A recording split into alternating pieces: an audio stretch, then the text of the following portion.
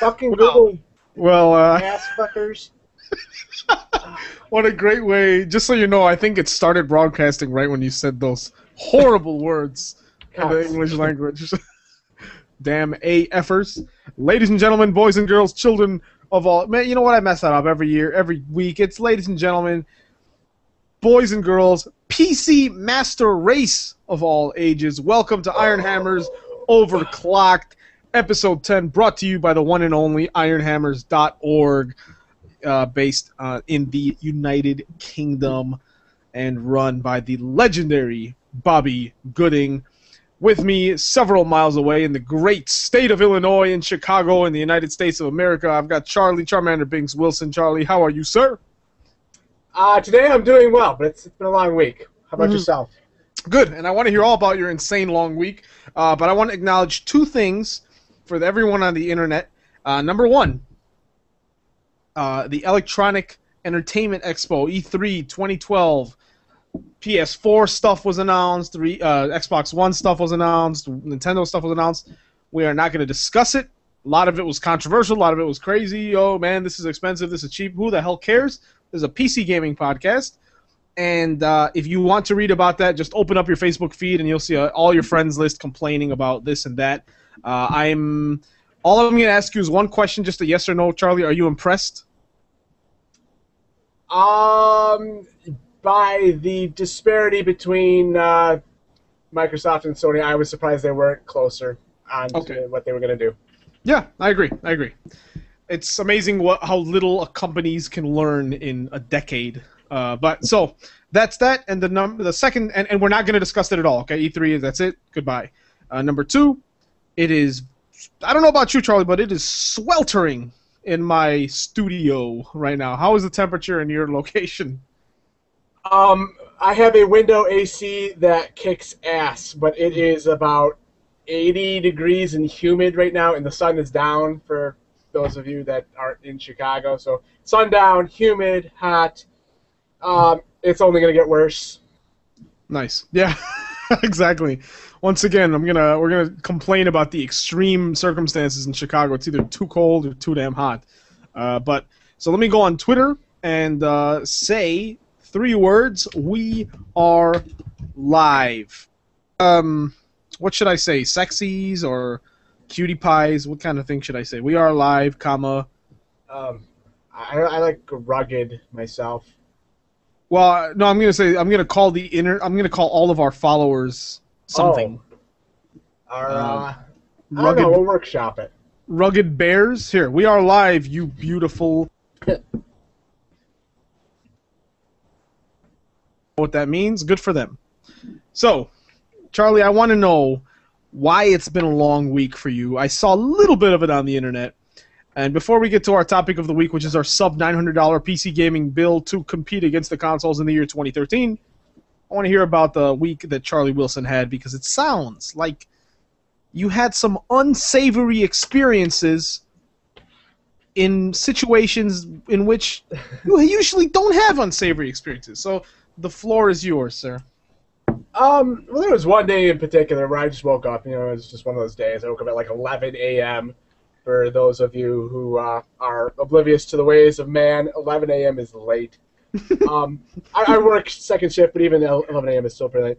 I woke up, didn't want to go to bed. I finally got out of bed. You know, we were out of milk. I like chocolate milk. I'm a chocolate milk fiend. I had a message on the refrigerator saying, "Charlie, you have a flat tire." That was from my father. I go out. I have a flat tire. There is a nail in it, a huge nail. And so I had to fill that up. I took it in. There are some other shenanigans I alluded to, parental shenanigans. But anyway, the big deal of the day was when I went back, I found out I actually had 2 nails and a slow leak, leaving only 1 out of 4 tires in good shape. I was late to work. I got yelled at work for shit I didn't do. Yeah, and it kind of set the stage for the weekend. Well, and then I saw something this morning as I was driving and checking Facebook about your Samsung monitor. Samsung, dude. I think we started off on day one where I was praising Samsung and my iFinity setup. Oh, I love Samsung and my 3 monitors. One of them started flickering a few weeks ago. I've been trying to fill out a help ticket. You go on the website, SamsungSupport.com, whatever, and I couldn't do it. The website wasn't working. I tried, Google Chrome, Firefox, Internet Explorer. For those of you who aren't savvy with all 3, I mean, they all browse differently, and they all gave me different kind of problems. Long story short, I could not submit my help ticket. I had to talk to one of the guys online. You go in the little chat box and have a little conversation with the keyboard and like instant messaging. Yeah. And of course, for those of you who aren't in America, or maybe those of you across the seas know too, most of the people that help you aren't English speaking as their first language. And it'll say hi. You have connected with Bob. And you're like, I know that's not his name. It was Alex. I knew it wasn't Alex. And it's a unisex name, too. Oh, yeah. And every girl I've met named Alex has been pretty hot. I'll give you that straight up. I can show you 3 hot Alexes. So kudos to female Alexes out there. Anyway, so after I tell I just need help filling out my ticket, it's not letting me pick a UPS drop-off, something like that. And he goes through this whole thing. Is it plugged in? Is it? Are you seeing? Just all the bullshit questions. It's just like, if you read my ticket, you would know that I know what I'm doing. It's like, did you try plugging into another PC? I'm like, I told you like 5 minutes ago I have the exact same monitor plugged into this computer and it works just fine. It was, yeah, I don't remember the full length of the discussion, but it was pretty shitty. And so now do you still have one out of commission? I have one out of commission. It's sitting on the floor. They're like at the last second when they're finally like, okay, fine, we'll fill out your tickets. I mean, if this was a phone conversation, I probably would have hung up on him and called back, hoping to get someone else. But he's like, is it okay if we swap your monitor out with a refurbished model or a similar model? And as I went into, briefly before, Samsung actually downgraded the specs on their latest stuff. So, they're up to 5 milliseconds instead of 2 milliseconds on their latest wave of 27-inch gaming monitor. So it's like, no. And if you send me a refurbished model with a broken pixel, I forget the thread I made. But it was frustrating. That's great, man. It took me literally 25 minutes to get from "can you help me" to "okay, I'll help you with your ticket." I was late for work. That's so annoying. So what really hurts is I've been pushing Samsung because I feel, at least for a while, their displays are at the top of the heap, and most people would probably say the same thing. And other people have been saying that there's been a capacitor problem lately. So all you Sony fanboys out there and whatever, I guess every brand has had a problem with this wave of capacitors. So there's probably going to be a lot of you in the next 6 months with similar issues where your monitor stops working for seconds at a time, and it's a capacitor problem. Well, what sucks is when you're dealing with an iFinity setup and you get something like that. You're like, oh, it must be something, it must be a lapse in, it has to redetect that monitor. Maybe that's it. Okay, maybe it's because it's loading a game and readjusting the resolution. There are a million things it could be, and then when it comes down to, okay, it's just not working. Yeah, it took about 10 minutes worth of troubleshooting of unplugging, replugging, turning off the iFinity. And I have had issues with the Catalyst, drivers, suite, all that. But, yeah, I mean, what are you going to do? Nah, what a drag, man. Well, what about you? What's been going on in Simon Land? Well, first I'd like to mention, let's see. What are you drinking? This looks good. Look at the frost, just to show you how hot it is here. Look at this. This is Sailor Jerry rum, the best rum on the planet. It is 47. Let me rub off the frost here. It is 46% alcohol by volume. Therefore, it is 92 proof. It's a very, very good rum, and I've got it with Coke Zero. Unfortunately, it's so hot that everything's just melting away, and I have no more ice in this room, so I'm going to have to savor it or drink it not on the rocks, which hurts me. So, but besides that, Charlie, let's see. What happened to the beard? What about the beard? Oh, yes. It's funny that you noticed. Yeah, I've been, since I got back from Mexico, I decided, you know what, let me try to grow a beard, because I always get annoyed by it. You know, as most of you see, I've got a ponytail, so I have the dedication to grow hair for 2 years at a time until it grows long. But the beard, man, after a month and a half, which you can watch our shows in succession and see my attempt at a beard grow and grow. Charlie, it got to the point where if I smiled or talked or anything, it would just itch, and it just felt, you know what, maybe I'm not a real man because I can't stand the feel of a beard. I don't care. I could still, I've got this little stuff on the side. I can still grow a mean Mexican mustache in like a week. But the beard, like all the connecting stuff, it just didn't work out. It was uncomfortable, and I do have a job, so I have to look presentable too. And it was just getting to this weird homeless hobo beard, So yeah, I gave up on that. And it's summertime, you don't want to deal with sweating and hair and like little drips of sweat coming off. It was just getting messed up. But yeah. So Project Beard failed. I will talk about this a little bit later. But Game of Thrones, I had a nice little experience with some friends on watching the final episode. I saw Fast and the Furious 6. Oh. And I saw another film in the theater. I saw The Purge also. I heard Fast 6 was good. I heard bad things about The Purge. I don't know anything from first-hand experience. What's your review? The Purge was very creepy concept. Everything about it was very creepy.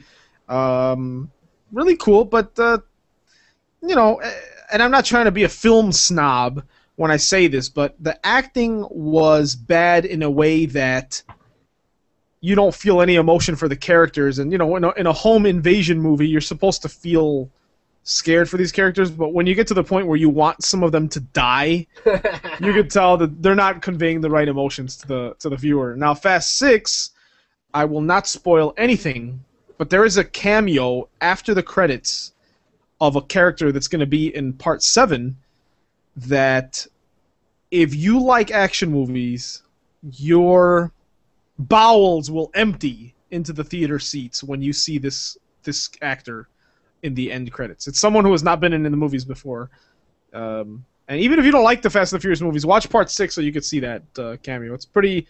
Let me just say, Charlie, that being guys that grew up in the 80s and loved the cheesy 80s action movies, this is getting there. This is getting to the First Bloods level. This is getting to the Terminator level, and that's high praise. Okay, and I'm not saying the quality of the writing is there. I'm saying that this film, the legacy of these films, is getting to that point.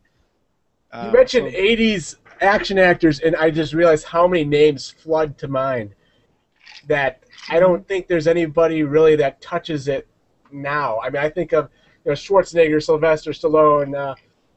Van Damme, maybe Seagal, the guy from The Transporter. Mm-hmm. There's even Bruce Willis I'd throw in there. Definitely action movies. There's just so many of them. Well, have you seen the Expendables films?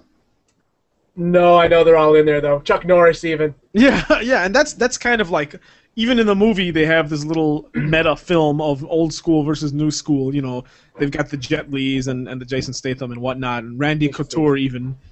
But I would say without a doubt, and Arnold Schwarzenegger is the king to me, right? Like, I love the Terminator movies, I love Predator, Running Man, Commando, all that stuff. I would say that the closest parallel to Arnold has to be The Rock, Dwayne Johnson. Like I said, there isn't really anyone out there, but I like The Rock as far as a likable, huge dude goes. He's very watchable. Yeah, I mean, I think the only problem with The Rock is that he speaks perfect English. Right? You I know. concur. So, but I mean, he's got his kids' movies like Junior and Jingle All the Way. He's got his dead serious movies. He's completely ripped, and he's very charismatic. You know, so and I can see him running for some kind of political office one day. You know, but yeah, and then in terms of the Van Damme parallel, I mean, you've got I don't know. I like. Have you seen any Tony Jaa movies? Yes, yeah, Ong Bak and Going the Back is awesome. Protector. Holy cow. And the Protector, I think it was called, about the elephant. Maybe. If you haven't seen the capoeira scene from Umbach, I recommend going on YouTube and just type in Jet Li capoeira, and it is just awesome. I forget the guy who does the actual capoeira stuff, but it's like in a like 2 inches of water, so everything he does, it's just this arcing of water, and there's fire in the back, and it's really nice, really awesome. I highly recommend. Oh, it's great, and I forget if it was Ungbak or the Protector that he had a scene, like a one-shot scene where he's going up like a 10-story building and knocking guys off. And it's all one take. Yeah, I don't remember what that is either, but I did see it. It was one of those two, yeah, because that was awesome. There were 3 Ungbak movies. I don't know if he was in the third one, but that guy's insane, man. Yeah, I'm really kind of upset that he's not gotten to Jackie Chan or Jet Li levels. I think he's better in terms of actual pure martial artist skill, but no, he hasn't really picked up in America. And I just happen to know that you can actually find full Umbach movies on YouTube. Oh yeah, But not that I condone free movie watching, but it's there. Yeah, I think it has something to do with like the people who own the licensing to that are like it's like so independent that no one really cares. Now, have you seen the trailer for the movie Red Part 2? Or heard of No, Red I remember I wanted 1? to see Red, and I haven't seen it yet. I do remember wanting to see Red. That's all I can say. I haven't seen anything regarding Red 2. Okay, because Red 1 was fun, but I saw the trailer for Part 2, and they focus a lot on an actor, which I had to go on IMDb right now to see his name, Byung-Hun Lee, which was in the G.I. Joe movies. I think he played Snake Eye. Oh, he played Storm Shadow, but I don't know if you remember, Charlie, about 15 years ago when they had the trailer for Lethal Weapon 4, and they showed Jet Li for the first time. Do you remember that? This is some Charlie trivia here. I worked in a movie theater when Lethal Weapon 4 came out. So, yes, I am very familiar. Oh, wow. All right. Now, 2 questions. Okay. Well, okay, a statement and a question. The statement, the reason why I bring that up is that the trailer was such deja vu to that. The trailer to Red 2 where it shows Byung-Hun Lee, it was like the trailer to Lethal Weapon 4. Like, they're like, hey, check this out, you know? And so my question is, you can go on YouTube and watch audience reaction videos of Lethal Weapon 4 when Jet Li does his crazy stunts. So how crazy was it? Do you remember the reaction when that movie... Because that was his first big American film. I don't remember. Just so you know, I am getting some wicked delay. I mean, I can see you talking, and I hear the words about 3 full seconds later. But I don't recall reactions. I remember when he pulled the top off the gun, that even, I mean, they made a joke about that, Mel Gibson and Danny Glover. And, you know, that was basically the way I felt about it, too. It's just like, did he just do that? Wow. Teach me how to do that. That's awesome. Nice. Yeah, but to address the delay, I don't know what the hell's going on. I mean, you seem to be coming to me fine. I don't know. You're better now. You're better now. I don't know what happened, but you're better. Maybe someone in one of our households activated Netflix again. And I will. And by the way, we apologize for last week's bad connection throughout the whole show. We won't disclose why that happened, but I made sure to. And Charlie, actually, a few episodes ago, I had a problem, and I found out afterwards that Windows was doing an automatic update during our show. So I made sure to disable automatic updates, and I didn't open Steam this time because God knows I have a ton of stuff in my download queue on Steam. But So yeah, man, good action movies. I think This Is the End comes out tomorrow, which looks pretty funny. It's that movie where the world ends, but it takes place in James Franco, the actor's house, and it has all these comedians playing themselves or like exaggerated versions of themselves. Like Michael Cera's in there, and he's like a pervert, and you got Aziz Ansari that falls in a pit of death. You know, it seems pretty funny. You know, it's like it looks like a freaking stoner movie, which you know, blah blah blah. So I've got so on Facebook I put in 10 minutes, click here, which is the link to our video, to number 1, not hear about E3 any longer. Number 2, see 2 cute guys talking and giggling. And number 3, hear about the latest cutting edge tech and PC gaming. Yeah, and right. Our good friend Jamie Salgado, fan of a lot of podcasts I've done, says, I want to hear about E3 though. And I once again, just look on your news feed, and you're gonna see, just type, go on Twitter, and all people are talking about is E3. I mean, you might as well get your E3 coverage from a website in which people get paid to discuss E3. Why do you want to hear us talk about it? We weren't there. There are people who get paid a ton of money to go to E3. I will say one thing about it. Microsoft will completely backpedal on everything. They have to, or they die. That's all I'm going to say. All right. And it's true. Well, speaking of the Xbox One and DRM-heavy stuff, when I was trying to explain that to my girlfriend, you know, the idea of why people are so pissed about DRM and no used game support, you know, I had to explain the concept of Steam, right, and how Steam works.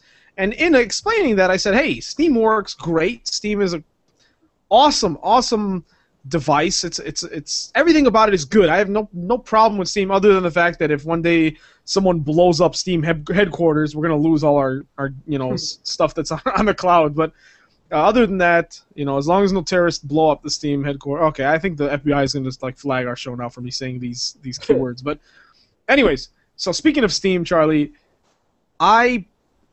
like I mentioned last week, I bought like all the Humble bundles. There was a new Humble weekly bundle for Serious Sam, which was all the Serious Sam games for like $4, including part 3, which came out only a few months ago. I have not downloaded them yet, but I'm opening Steam right now to see some stuff, and I see a big update saying Steam cards now available at 7-Eleven. How exciting is that, Charlie? What have you been playing? All right. So what I have been playing, I play... I'm sorry, man. A game just appeared on the front page of Steam called Fist Puncher. I like that. And I'm just making sure to pause everything so nothing starts downloading. Charlie, I played this week and beat one of the best games I've played this year. And it probably lasted... If I hadn't taken any breaks in between, it probably would have lasted like 2 hours from beginning to end. And this game is called Gunpoint. I'm sure. Yeah, it was on sale for like $1. It was like $1 off the other day, but it's like $10. And Gunpoint is a 2D stealth heist game. Imagine Splinter Cell. Imagine a 2D pixel art Splinter Cell where you have no fall damage, so you can jump out a 10-story building and you don't die, and with a soft jazz, with a 20s noir film jazz soundtrack, and in which you can hack into power outlets and security cameras and doors and even hack into enemies' guns so that they fire when you flick a switch. That's the type of game this is. It's about 2 hours long. You get a few missions. It's all like a tiny little story arc, but it's $10. If you want to put value on a game, this is an unforgettable experience that, you know, I could go to McDonald's and spend $10 on a big, disgusting meal, which I love, or I could spend $10 on a game like this in 2 hours and something that I want to talk about and replay over and over again. So Gunpoint was awesome. And I think... Oh, and I think I mentioned this last week. Maybe I didn't. I played Remember Me. Have you heard of this? You didn't mention it. Remember Me is pretty damn cool. It is a cyberpunk adventure. And with the impending release of Shadowrun Returns and Watch Dogs, my heart is crying tears of happiness from all the cyberpunk culture recognition that's happening. But Remember Me, to make a long story short, is a game where you can hack into people's memories and alter the memories, therefore altering reality. It's pretty crazy. Mixed reviews, but pretty fun stuff. And other than that, man, I will say that's it. I'm checking Steam, but I believe there's one more game I played. Just give me one more split second, and I will tell you. And once again, I know this does not make for great great That's radio. Okay. It gives us time to discuss one of my favorite segments, What Not to Play. Charlie, this week... Candy Crush Saga. Don't play it. God damn it. You will lose your Facebook friends. Have you lost? You know what? Two of my cousins have requested my Candy Crush Saga presents, and just too many damn people. Jason Mann, a friend of the show, former co-host of Ironhammers, sent me a request. Come on, people. You know there's a way to block the application, right? I know, but I don't feel like it, you know? I know there's a way to do it. I just don't feel like doing it. Because I feel like I might want to play the game again one day. No, you won't! If it's on next week's What Not to Play, then I won't play it again.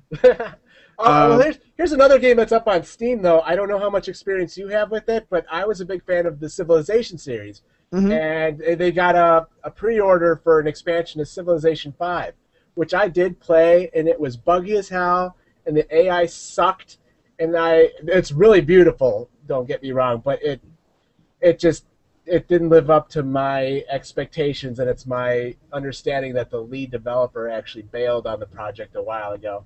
Do you have any experience with Civ 5 at all, or? Yeah, I do own it. I love it. I haven't played it in a few months, but are you referring to what's it, of Gods and Kings or Brave New World? Brave New World's the new one. Of Gods and Kings was the last one. If you actually spent the money on the new ones plus the DLC, you're looking at like $100 and some odd on this game, which, like I said, fell short of expectations and continues to not quite be what I thought Civilization 4 was, which was awesome for the most part.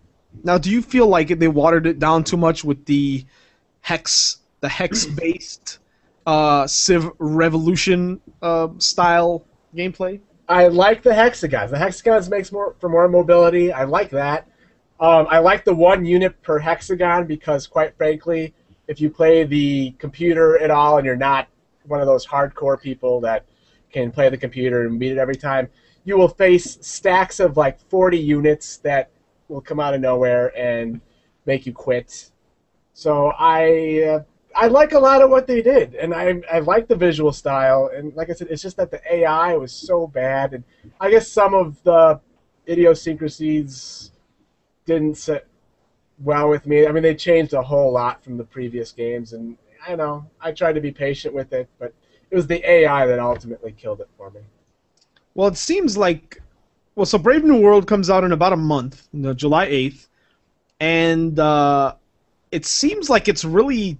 Like, this seems like Civ 5 2.0. I mean, World Congress is introduced. I mean, they used to have the, the League of Nations where you make pacts and resolutions and all that. So that's not new.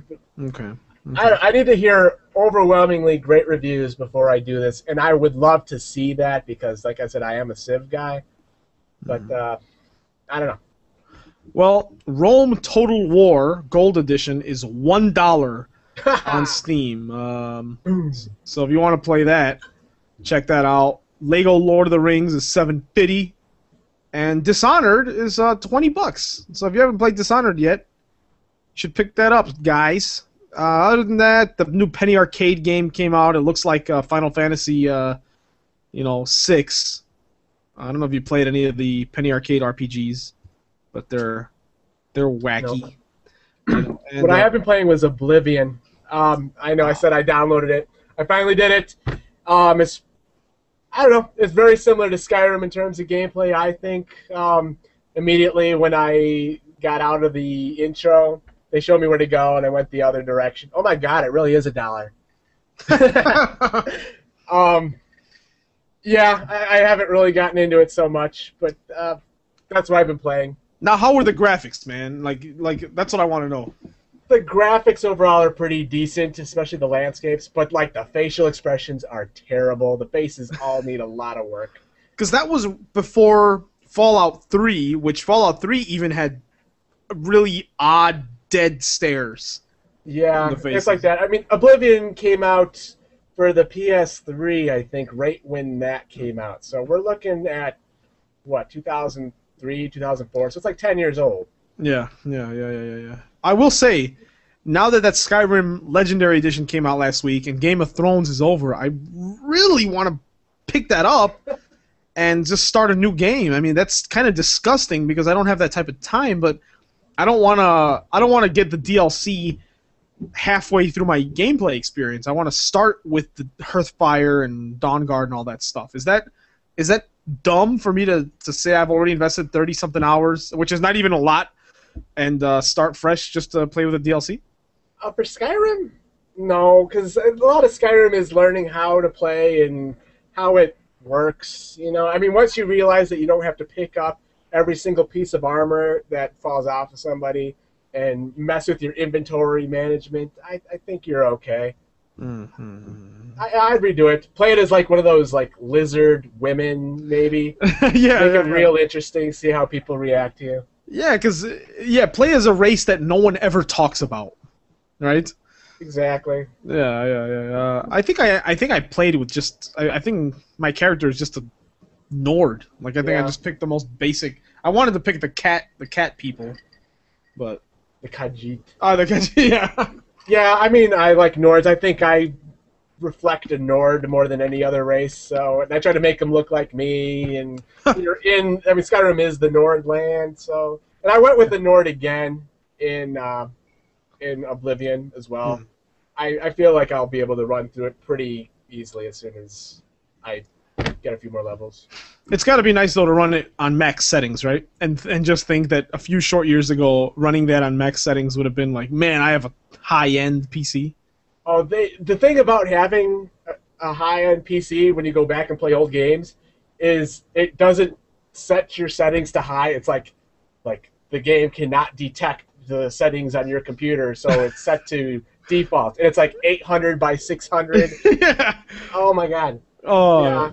You know what sucks is that, okay, here's a little bit of blasphemy for you. Every week, you know what? Okay. All right, this is a new segment, folks. New segment is Simon's. Every week there's a new segment. New segment is Simon's blasphemous comments, all right? Now, I think last week I said that I had never played the Elder Scrolls games prior to Skyrim. Today's blasphemous comment is that oh my god, what was I going to say? What the hell were we talking about? Talking about Obvlivion and Skyrim and Nords and Snake Women and... What the hell? Max settings. Oh, yeah. Okay. Here's some blasphemy. I have never played more than 10 minutes of Knights of the Old Republic. What the fuck? Yeah. Okay. Fuck? I did not have a gaming PC or an Xbox when the game came out. So I picked it up on Xbox when the Xbox 360 came out. And I actually bought an Xbox to play it. I was like, oh, this is an old school game that everyone talks about. I never touched the Xbox One. Then I got my gaming PC, and at that time, this is like 4 years ago, Knights of the Old Republic was like $2 on Steam, so I bought it. And I said, okay, now I'm going to play it. I loaded up, and the resolutions are all jacked up, and if I make it 1920 by 1080, there's like this nasty border Like, you can't get HD resolution out of it. And I understand it's an old game, but Charlie, I'm so superficial that I don't even want to play it because it has this dumb, retarded border that ruins the freaking look of the game, and it makes it feel like I'm playing an old game, and I don't feel like playing an old game. How stupid and blasphemous is that statement? No, that's fine. I think it was like one of those first games with like lesbian relationship potential. Ooh, all right, I'm playing it.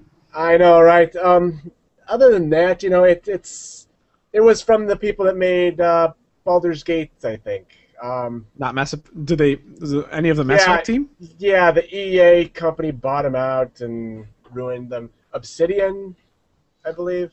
I think Obsidian made the second. I think Bethesda. No, I'm sorry. BioWare made the first, and I think Obsidian made part 2.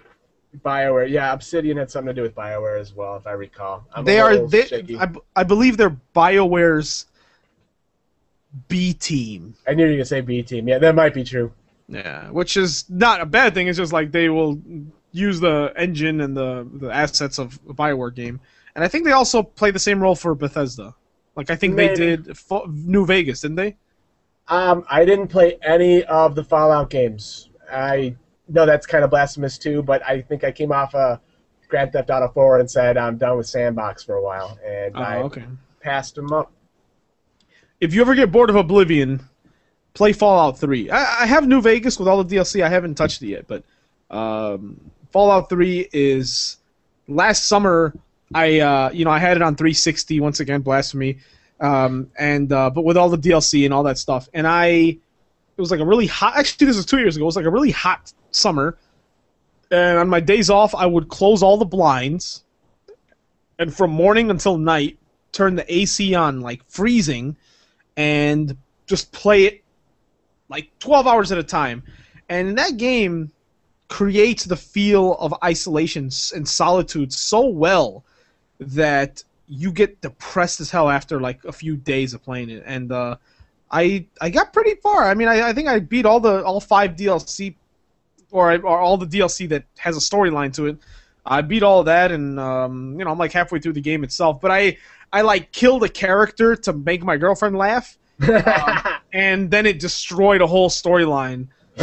So now I don't want to play on that save file anymore, which sucks. And if anyone one's wondering what I'm talking about, it was the whatever the hotel was. I killed one of the ghouls in the hotel, and I don't know what happened. So anyways, I think that is it for the things that we have played, Charlie. I think it's only been like a half hour. Oh yeah, okay, all right, cool. Well, let's make it very short. Game of Thrones is over. What did you think of the final episode? And before you answer that, for those of you who don't care about Game of Thrones, be happy because we're not going to talk about it for another few months because the season's over. But we're going to replace that with Dexter and Breaking Bad talk in a few months as well. So, Game of Thrones. Charlie, what did you think of the final episode entitled Misa? Well, Misa, okay, apparently that's in reference to some foreign language translation of Mother, and that goes to the Dragon Girl, which thank God they only gave her about 2 minutes, if that much. And it was a terrible 2 minutes. If you enjoyed that, then no, it actually was. It actually felt really out of place. Like it was, it felt like the end of like a feel-good high school football movie. Yeah, exactly. It didn't fit the tone of the rest of the show at all. Well, as I usually do, I'll compare with the book a little bit. Well, yeah, Jon Snow, who I think I mentioned on Facebook. I'm not sure if I mentioned on the show, but they really pussified him up a bit.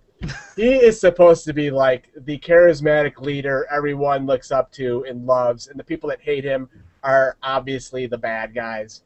And when they showed him crying about the girl, whatever, that didn't happen at all. Basically, when the wolves attacked, he hopped on a horse and galloped off, and I think Ygritte shot him with an arrow. But it's like he didn't know until after the fact. He like looks down. It's like, what? An arrow? Oh, look, it's got the feathers that Ygritte uses. Oh, that bitch. There Oh was no wow, really? there was no crying. There was no feather. I mean, he obviously loves her and she loves him, but they didn't have that tear-felt goodbye and making Jon Snow look like a weeping girl. Oh my God! I mean, he was crying when, like, she walks up to him, and he's like putting the saddle on his horse, and she calls his name, and he turns around, and he's already crying, like he's been crying the whole time. You know what I've been, blah blah blah. They never did any of that. Nobody ever accused him of being a crow after the fact, though. Ygritte obviously was very protective of him, and you know that's kind of how they got together. Was she kept pursuing him, he kept denying her. Eventually, she stood up for him because Jon Snow got called out once by one of the more nasty wildlings, and then he's like, "Oh, I guess I gotta go ahead and sleep with you now." And that was that. He was never a weird, girly, bashful, like, "Don't talk to me. I don't like girls," or whatever. Or he was a man, and everybody looked up to him. And I hate what they did to him. I will say I like, and not to cut you off, I just want to say I love that HODOR got so much airtime this episode. HODOR. About him, of course, he's in the whole Bran story. Bran actually keeps that a secret, that he can control HODOR. And then in the show, they make it like, oh, you're going to have to control people, Bran. You can do it. Make him shut up by controlling him. That never happens. It's Bran's secret that he can control people. And, yeah, I'm not sure why they made something of that. The Hound and Arya, of course, one of my favorite characters. That's pretty much how it goes in the books with them, except I don't think... like the story about him getting his face burned by fire, that's not like a popular rumor. Like they say, like, oh, I heard about you. You got your face burned by your brother. We find out about that because he gets drunk and reveals it to Sansa. That's probably the reason the Hound went into her room during the war, was because he felt the connection to her while he was taking care of her, like taking her back to her room after a party, and he was hammered. Because the Hound is kind of a loner, and I think he felt some sort of, you know, he and her shared the loneliness of being around the Lannisters. And I don't think they really showed that in the show. What else happened? Theon's penis in a box. Yes! That did not happen in the book at all. No way! That's like a major thing! Actually, it's... You know how they show... we talked about it before. Loras is screwing guys left and right, and they show it. In the book, that's very subtly hinted. It's the same thing with Theon's penis. It's hinted that he might not be a man anymore, and there's some other things that happen that it's heavily implied he doesn't have a dick. But they don't make a whole bunch of dialogue about it, and it doesn't get sent over to his... Actually, I don't think it gets sent to the Greyjoy king, but they're making a whole lot out of penises in the show. So have you? What's the you ever heard of the Schrodinger's cat? No, what is that? Hold on, I'm gonna look that up, and don't worry, there's a point to why I'm bringing that up. It's like a thought, like a school of thought, a thought experiment. It is, let me see, if a, it has to do with quantum mechanics. All right, hold on a second. Obviously. Let me hear, what is Schrodinger's cat?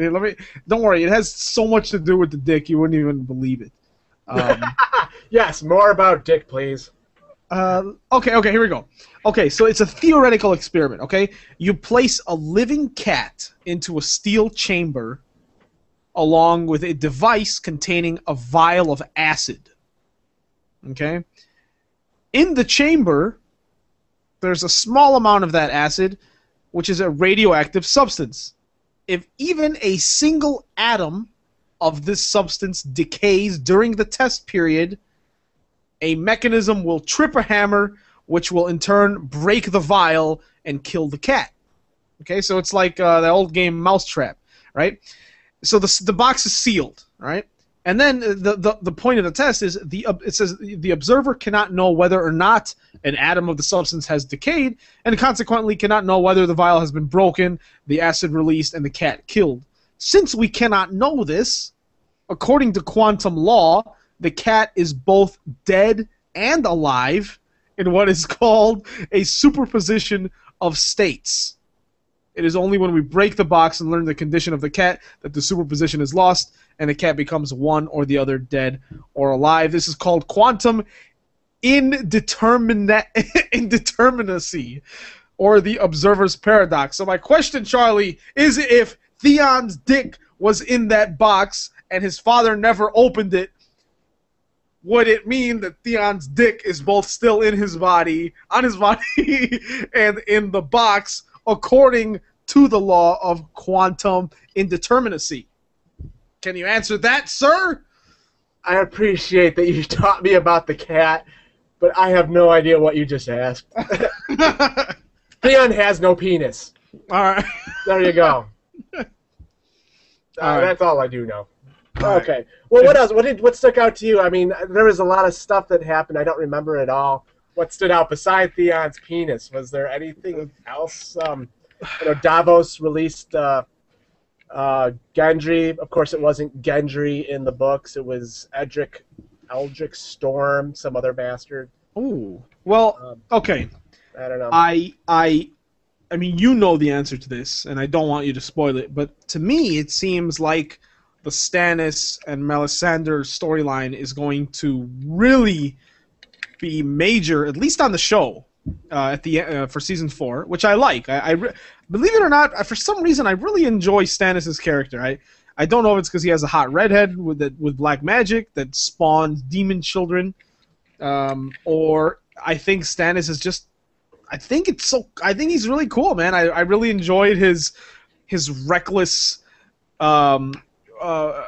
tactics during the wildfire, situation, and I mean, yes, he's got a weird deformed daughter that he keeps locked up in the attic, but I don't know why I like his character. So to me, that storyline stood out, and the fact that they did not kill Davos for letting him go, and he's like, you've been saved by the god you mock. You're in his army now. Now, was that reflected the same in the book as well? Well, it so happens I really like Davos because he is just genuinely, awesomely decent after being, living a life of a smuggler, and yet he is blindly dedicated to his king, his friend, that is completely a lost cause. I mean, he's not really even a king. He's just like taking orders from a demon and a woman. But Davos, he's like, you know what, you're lost, but I will follow you to the end. And yeah, I mean, in the book, it's I don't know. I don't remember why Davos was spared. I don't think it was as blatant as Melisandre saying no, he stays alive. But yeah, Davos' story stays interesting, and of course, that whole little scene was about the crows that the Night's Watch sent out, and Stannis and Melisandre and their small little army of, beat up people at Dragonstone are actually going to heed the call, whereas everyone else is like, the throne. What about the throne? Oh, the Lannisters and the Tyrells. Oh, the Starks are dead. Yeah, they're actually gonna, they're headed north. And of course they need Davos because Davos is a pirate and he knows people, and they don't have a navy anymore because it got wiped out by the wildfire. So that's very interesting. Oh. Yeah, so they're going north, and of course that's going to bring them into conflicts with a whole bunch of other characters that we already know and love up north, and it gets really interesting. It's not just Jon Snow up in the north anymore, and like I said, when you have the Dragon Girl out east and people are starting to hear rumors and go out to meet her, it's nice to see some of the story go over there as well, and give us something else to pay attention to over in Yunkai or whatever it's called. Nice. Cool, man. I'm excited. Let me see. Hold on. Let me reach over here in Dan Brown's Inferno. As you can see, Charlie, this is a big old book. That's a big book. Yeah, let's take a look here. I still haven't had time, so I'm on page 313 out of 456. So I should be done tomorrow, and then I'm going to start Clash of Kings. Is that the second book? Clash of Kings, Storm of Swords, Feast for Crows, and then number 5. Dance of Dragon. There you go. And he was on an interview. George R. R. Martin was on an interview on Conan the other night, and he said he's almost done with the 6th book. From what I understand, he has scripts or manuscripts or whatever they call them. He has stuff written for both books, but they're at like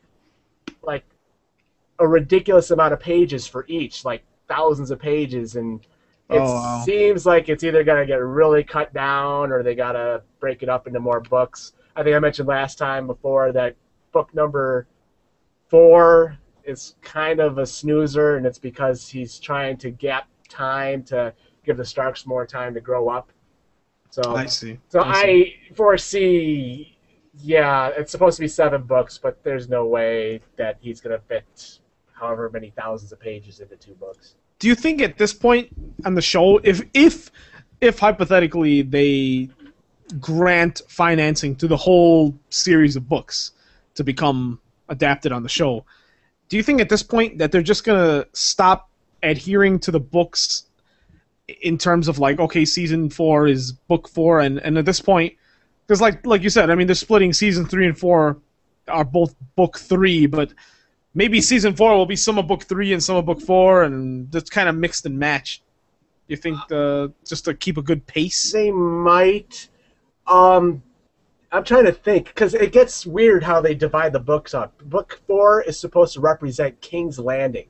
Like, instead of dividing it up by, characters and telling the story, by bouncing around through characters, book 4 is supposed to focus only on King's Landing, and book 5 is supposed to focus on everyone and everywhere else. Like I said, you start seeing more people up north and more people out east, so it becomes a little more feasible. I don't know if that would work on the show, because then you're going to be going an entire season without Jon Snow, Daenerys, which thank God if that does happen. But I don't think they can do that, so they'll have to mix it up in order to keep the characters current, to keep our favorites coming back. Book 4 does focus a lot on Jaime and Cersei Lannister, which would also be a pretty hefty curveball. Be a great porn film as well. Well, I won't say anything about it, but I mean, we start to see the change in Jaime Lannister already. How he's kind of, he went back for Brienne, the tall, ugly woman.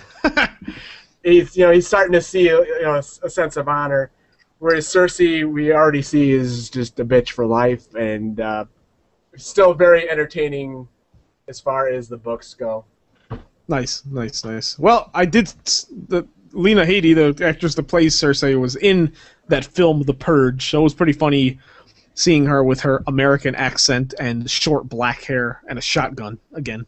Dude, it's apparently public that she's broke. Like, she declared bankruptcy or something. I don't know how that worked, but yeah, she made the Yahoo News anyway, for whatever that's worth.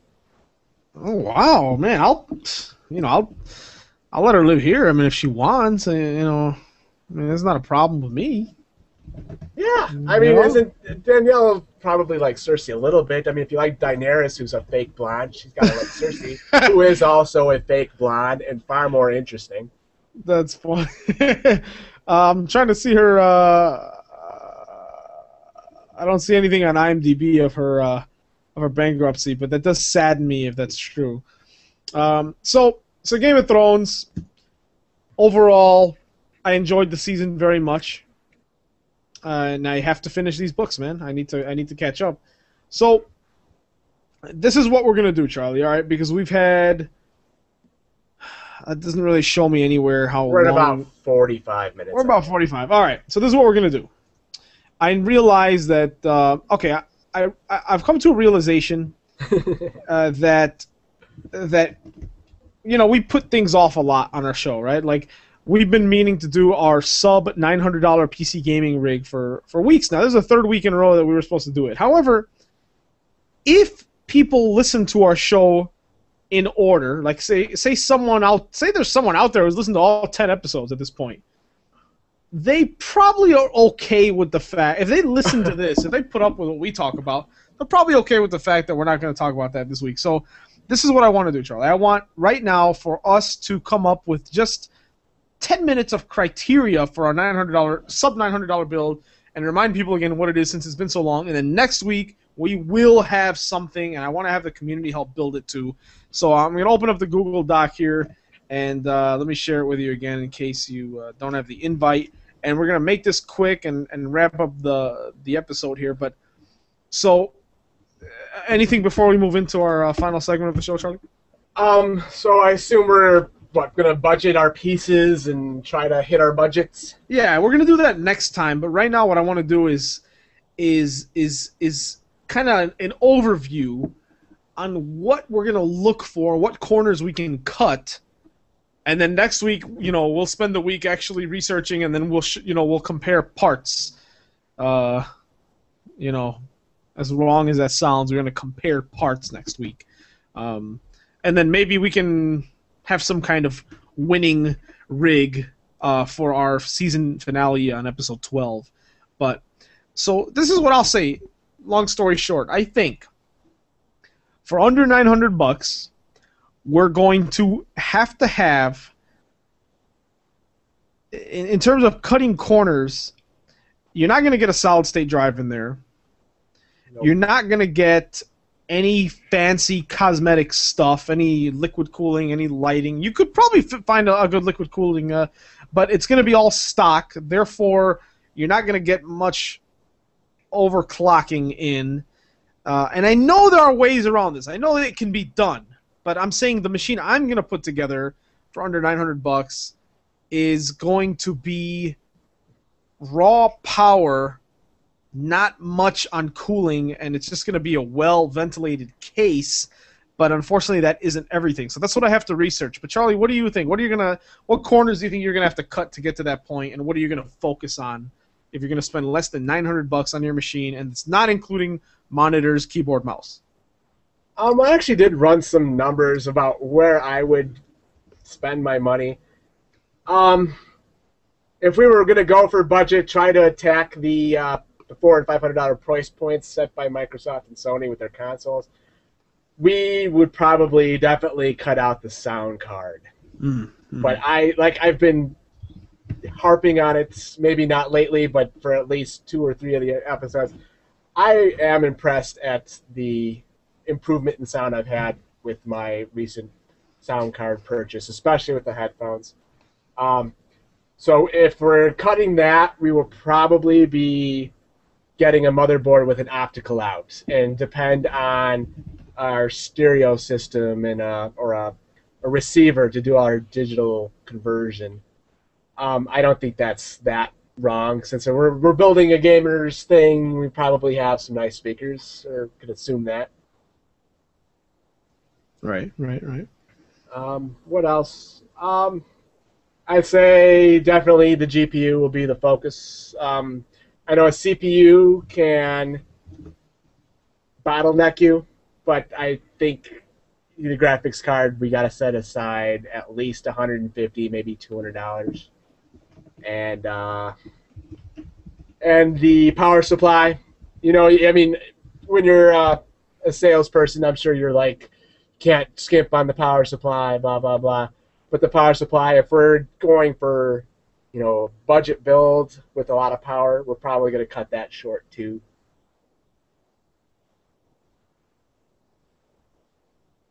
Sorry, I'm typing all this, so I'm got myself on mute so you don't hear all my typing. But yes, I so far I agree. I think you're not going to get a modular power supply or a power supply with lights. I think that we would have to go, and like I said, we're each going to have our own build, but I think I'm going to have to go like a AMD card, because they require a little less power and they heat up a little bit less. And if we're going to do a smaller power supply, it's not going to handle a freaking 700 series. NVIDIA card. At least last time I checked. I haven't researched much on the 700 series, but so far that's how it's looking for me. What about case wise? Now, what about cooling? Do you think you can fit in some cooling in there, or are you gonna go with just stock cooling? Well, I mean, if we go with a basic case like your V2, probably somewhere in the $50 range. If it really came to it, I think we'd be okay, but could probably squeeze in a $10 fan, maybe two $10 fans. I don't think that would be too big of a deal. Like I said, you said we're not overclocking at all. And most of the mid-range stuff that we'll probably wind up shopping will probably not be much of a threat heat-wise. Okay. Now let me ask you this, because you mentioned, and obviously the reason we even have this challenge is because we were talking about we want a machine that's going to be equal and greater than the consoles coming up this fall, the Xbox One and the PS4. We want it to match the power and exceed the power, so that when a multi-platform game comes out, you can enjoy it more on the PC. When Assassin's Creed 4 comes out, it'll look better on the PC, right? And it'll run better frame rate. So my question, for a moment there, I felt like changing it and saying, you know what, the Xbox One is a more expensive system. It's going to be $500. Why don't we lower this to $500? But realistically, if you want a machine that's really gonna scream, you want to spend about $800-900. So that's why it's called our sub $900 build. Because, hey, if you want an Xbox experience, you can go spend your $500. But let me get one thing straight, folks: $500 is not a lot of money to have a top-of-the-line gaming experience at all. $500 is actually cheap compared to how much the consoles were last time around. My Xbox Elite was $480, so $500 is nothing. And if you want to play anything on max settings with 60 frames per second, $500 is not gonna get you that, without melting because of lack of cooling and ventilation. So, I mean, I'm sure it could be done. Like I said, I'm sure it could be done. You can probably make a gaming machine for $100 if you order parts from the right place. But that's not. We don't have that kind of connection. We're talking about parts that you can go into a store and buy, or maybe on Newegg or Amazon. All right, things that normal consumers can do. I think if you're going to take advantage of being a PC guy versus a console guy, it pretty much sticks you, again, bulking up on the graphics card. And if you want more power than what the consoles will provide, that sticks you with $200 right there. Plus you're stuck getting Windows, because if you want a game, you got to run Windows 7 or Windows 8. Right there, that's $300. You're already halfway home, and we haven't even touched the motherboard, the case, RAM, power supply. So, yeah, I mean, it'll cost more, but at the same time, it'll be a lot more powerful as well.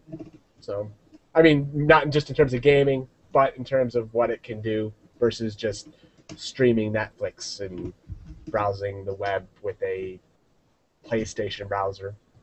Mm-hmm. Nice, yeah, exactly. And hey, as far as I know, 3 monitors or 5 monitors by themselves are already amazing enough. But watching adult films on 5 monitors, you will never get that on a console. Just so you kids know, all right? You'll never get that. So hey, what about Candy Crush? How are you going to run Candy Crush at max settings on a fucking Xbox One? It's not. You're not, because you're not going to play it. You can't. GDDR3 RAM is not enough for Candy Crush Saga. I'll tell you that much. But I'm excited. I'm excited to do this. So we'll each have. This is what we're gonna do, Charlie. We're gonna name our machines. We're gonna put everything together piece by piece, and then we'll face them off. This is what we're gonna do. All right. We're not gonna even discuss each other's machines. We're gonna face our machines off on next week's show. We're gonna have people vote. I'm gonna put the article up on Ironhammers.org, and then on episode 12, the season finale, people will decide whose machine is better. What do you think about that? All right. Are we going to set ground rules? Or are we going to limit our shopping arenas? Are we going to stick to like a Newegg or Tiger Direct or? MSRP pricing, not sale prices, not bundle deals, because those are all time sensitive. And we're assuming that, since the consoles are coming out in the fall, that people would put these machines together piece by piece and not walk into a store with $900, because no one, at least I don't know anyone that just has $900 to just blow at any given time. So we'll assume that. So we're going to go MSRP. Here, I'll type it in here. MSRP tax. Pretend tax is 0%. Okay. So because if not, we're going to say the machine is $750 and then $150 for tax. So pretend tax is not an issue. Pretend you have a friend that says, "Hey, whatever you pay, I'll pay the tax." So no tax, duty free. You're buying this at an airport, at an airport, thing there. So MSRP pricing, no tax, and do not include peripherals. So just the machine itself. Forget about keyboard, mouse, monitor, all that stuff. And it has to be under $900. It could be $899.99. That's totally fine. And it ideally, the barometer, we don't know what next-gen console games will require in terms of power, but the idea would be to be able to play any game now on max to ultra settings with a good frame rate. If you can't play the Arma 3 beta on 60 frames per second on ultra settings, that's understandable. There's always going to be a game or two that you need like the top of the line stuff, but like in terms of BioShock Infinite. BioShock Infinite. You want to play it at a good frame rate on ultra settings. That's kind of the barometer. But the community will tell us. The community will find the flaws in our builds. So I think that's good. So yeah, Charlie. Before we wrap up episode 10, sir, any last questions before I kind of do some housekeeping? No, you're starting to break a pretty good sweat there, though. Maybe it's about that time. Let me look at myself on the big screen. Yeah, I am shiny. Oh my God. So, ladies and gentlemen, once again, we are going to end the season of Ironhammers Overclocked at episode 12. So next week, we will face off our machines, and you will vote on the winner in episode 12.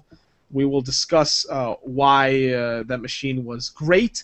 Then we'll take a month or two in summer off, and we'll come back with with all the primetime shows with the Dexters, the Breaking Bads, when the consoles start coming out, and therefore the PC starts stepping up its game, and all that good stuff. So it's gonna be fun. It's gonna be a good last 2 episodes of the season.